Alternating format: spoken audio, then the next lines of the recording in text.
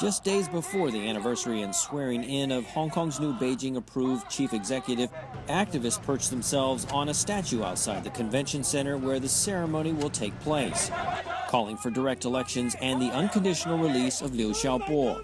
Activists refused to leave until they were taken away by police.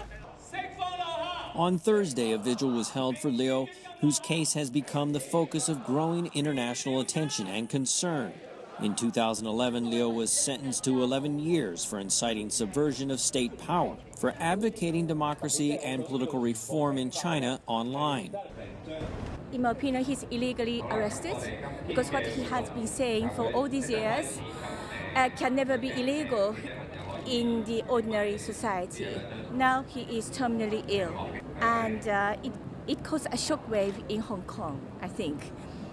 It just makes us worry about the freedom of speech. Why Chinese government does not believe Hong Kong people to have this kind of the democracy, and also it is promised in the basic law. We are not asking for extra. Hong Kong's mini-constitution or basic law guarantees universal suffrage, and activists have called for direct elections for the territory's chief executive. But China ruled that out in 2012, insisting that candidates be chosen by a committee made up largely of pro-Beijing members.